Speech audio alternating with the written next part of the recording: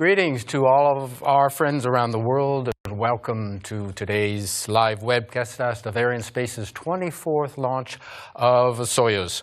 Tonight, Soyuz will launch a single passenger, Falcon Eye 2. She's on an Earth observation mission. We're coming to you live from our Paris studio. Very happy that you could be with us.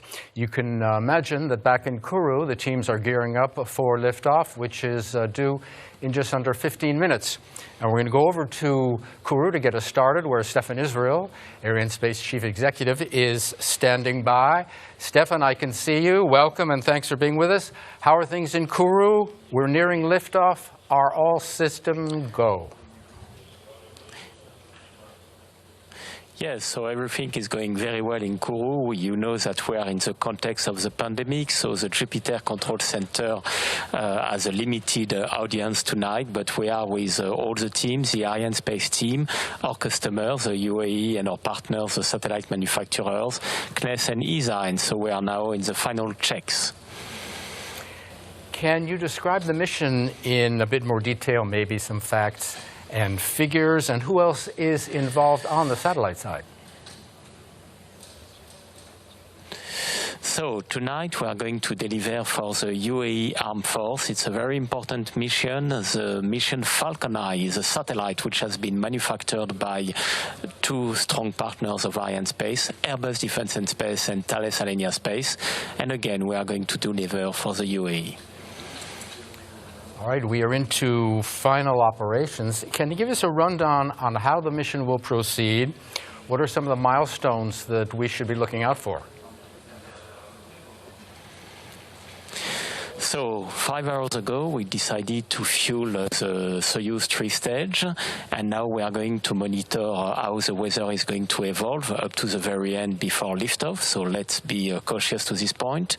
And if the weather is okay, then we will lift off. We will have a mission duration of 58 minutes. First, the Soyuz 3 stage is going to deliver during approximately 9 minutes, and after we will have 2 burns of the Fregat upper stage, and after 58 minutes, we will have the separation of the Falcon Eye satellite. Okay, Stefan, many thanks. Stefan's going to take his place with his team in what we call the fishbowl, and he'll be back with us at the end of the broadcast. Stefan, see you after liftoff.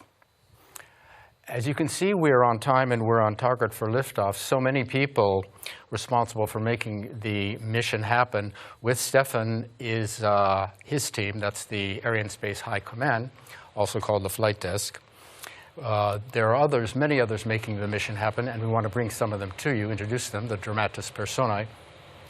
We have the mission director, an Arianespace person, next to the DDO, whose voice you're going to be hearing. And he's going to call out the 1-minute mark, the 10-minute mark, sorry, coming up. The mission director, Didier Said, tonight from Arianespace, sitting alongside the Myrto Madlon, who will be calling out the milestones both before and during the mission. You'll be hearing his voice a lot, and he's getting ready to call out the 10-minute mark. The 10-minute mark is an important milestone because it moves us into the automatic sequence or the synchronized sequence, which means we're in the final moments of the final countdown. DDO is going to call out the milestone.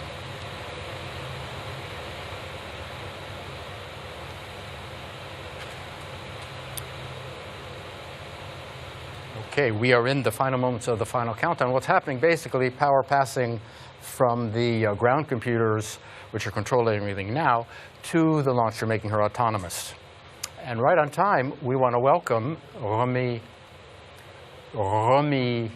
Chevrier of Arianespace, who's Deputy Head of Mission Analysis at Arianespace. Welcome. Take a seat. I'll sit down with you. Tell us briefly what you do. Actually, our department is in charge of the trajectory design and separations and supervise our time monitoring. All right. We have a series of films for you tonight. Can you talk us through this first one? This is the mission. Yes. This is the liftoff, and this will be the beginning of the atmospheric phase. which will end with the separations of the boosters. A few later on, there will be the fairing jettisoning, and then the extinction and the separation of the block A will happen.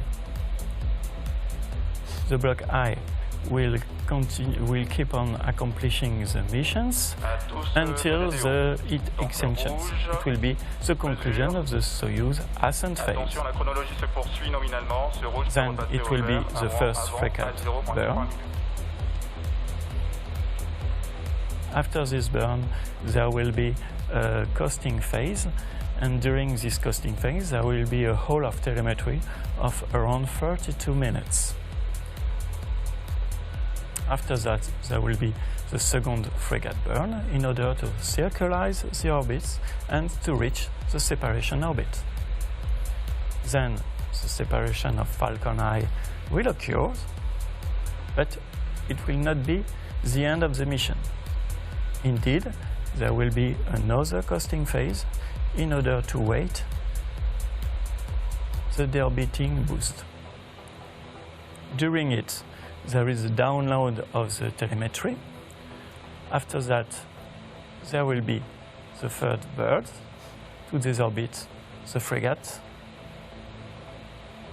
There will be another one download of the telemetry, and this will be the end of the telemetry and the end of this mission. All right, thank you for that. We'll all be sure and watch out for those highlights. Stefan told us to watch out for some of them, but that's a fine addition. We're going to go over to Kourou again, and we're going to visit with Marie-Claire, who is the head of the CSG, the Guiana Space Center, the first woman in the role. She'll be with us shortly. CSG, of course, playing a huge part in every launch, and Marie-Claire overseeing all of those activities. A lot of activities, of course, going into making up a launch, the preparation, the launch itself, and of course everything that comes afterward in the telemetry.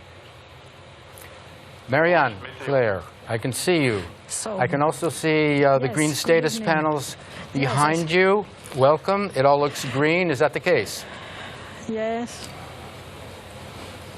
No, it's no, it's not the case. I can say that we have a raid for Meteor, and I think that the tentative will not be possible this evening, and we can try again tomorrow, of course. But for this evening, clearly the Meteor is not with us, and the in-flight lighting is too important. The risk of in-flight lighting is too important. A red in the weather, I think. Is that what we heard? A red in the weather. We're going to go over to Stefan Israel shortly. I don't know if we're going to be able to launch, according to Marie-Claire. Let us go back to Stefan, I think, who is standing by, Yes. who can fill us in on some details if the weather is playing a part, is spoiling our plans. We will wait. I give the floor to Stefan. Can you tell us about what do you know about weather or the weather situations like this? That's life. Huh? Is it lightning? Is it? I know we can launch in the rain. Rain is not a problem. Yes. This unexpected event on weather belongs to some difficulties that we have to manage, and it depends what kind of weather event we have to couple with. Okay. I believe Stefan Israel is standing by. Stefan, what can you tell us about the situation? In-flight lightning. Yes, so as I told you, we have to monitor the weather up to the very last minute before liftoff, and we have a risk of in-flight lightning. It is one of the risks we are monitoring very closely with high altitude winds. The high altitude winds were okay tonight, but unfortunately we have this in-flight lightning risk, and it's not possible to fly tonight. So no problem. We are going to wait up to tomorrow, exactly at the same hour, and we will make a new tentative tomorrow. The launcher and the satellite will be put in a safe mode.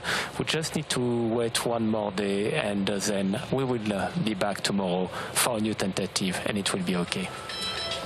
All right, Stefan, many thanks. You heard Stefan say risk of lightning moving the flight to tomorrow. We'll go again. The launcher, of course, it's important to note, is put into safe configuration, so the launcher and the satellites are in no danger. We'll try again tomorrow.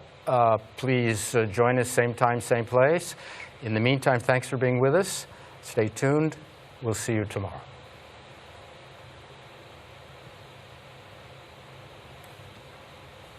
À tous de DDO, arrêt du temps des comptes suite à la confirmation d'un rouge météo. Que tous les moyens restent activés pour une mise en configuration d'arrêt de la base de lancement.